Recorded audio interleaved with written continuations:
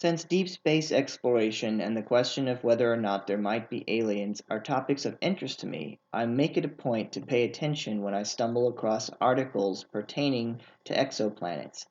I do have my own theories when it comes to the issue of whether or not there is alien life and what form or forms it might take. But what I will say now is that I have no firm position on whether or not there is or must be alien life in this universe. I don't expect to see the question resolved in my lifetime, but if it were, I shouldn't be surprised by the outcome, regardless of which way it went. That being said, I did want to talk about something in this Time article which I found on Yahoo regarding exoplanet TOI 700D,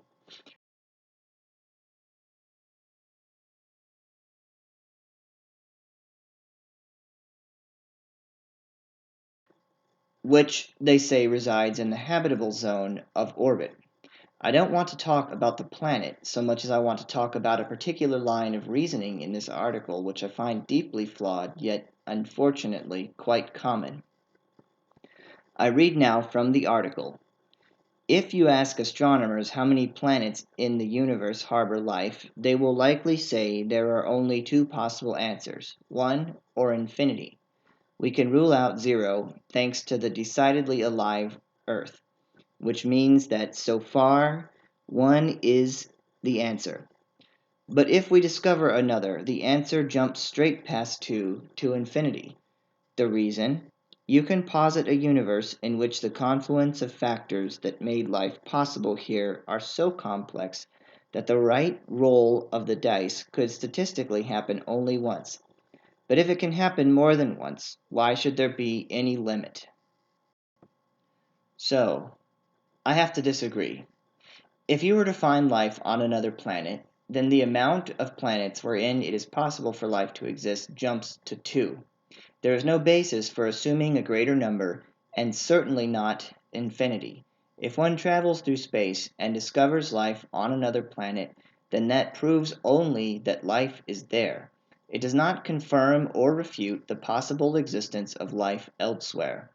The problem with the thought process of this author, and by extension whatever astronomers he may have consulted with, is that they are assuming that life is an implicit property of non-life.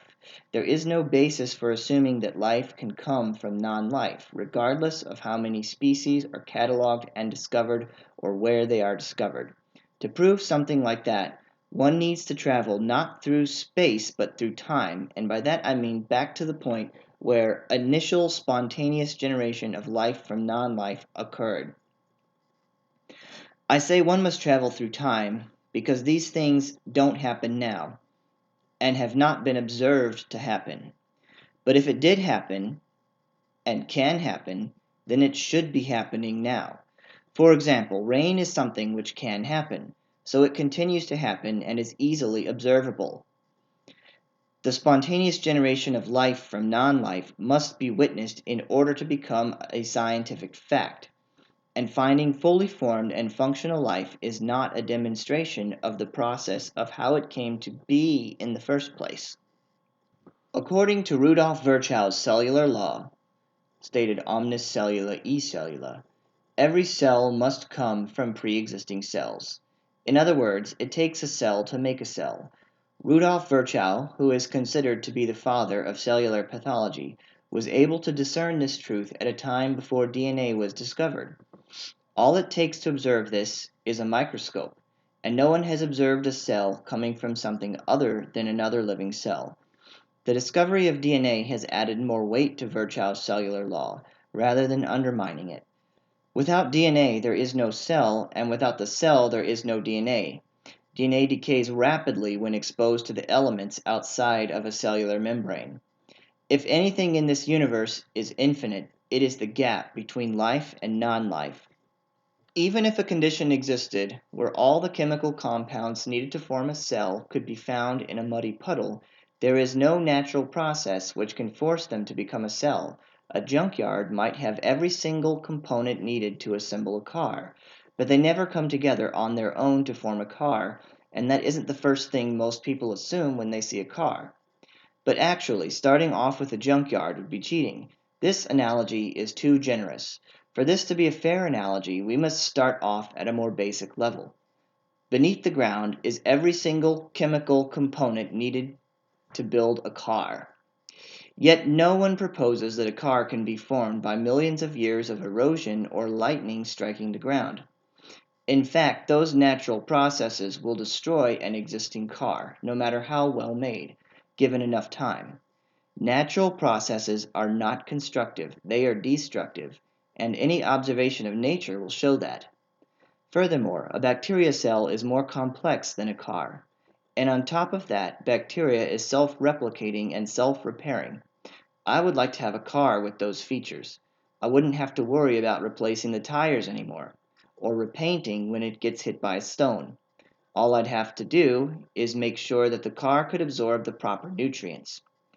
But humanity has yet to design anything like that. The only reason this idea of life coming from non life persists and is given serious credence is because of an ideological pre commitment. My guess is that the author of this Time article is hoping that they will find some sort of bacteria, as that is usually what these sorts of people hope for, since they think it will substantiate the notion that life can come from non life. But again, finding any life just means that life is there. Life does not exist on a gradient and does not naturally flow from non living matter. However, I do support the search for life, even though I don't necessarily agree with the underlying ideological motives of the searchers. Even if there is no other life out there, it is still good to explore the universe, because other worlds present the best possibility for expansion, and I would add the only possibility for bloodless expansion. I don't have any ideological or philosophical investment in finding aliens, so their discovery would not change my worldview one way or the other, but it would be interesting to see. That being said, if there is alien life out there, I very much doubt that the powers of this world would share the knowledge of those discoveries with us.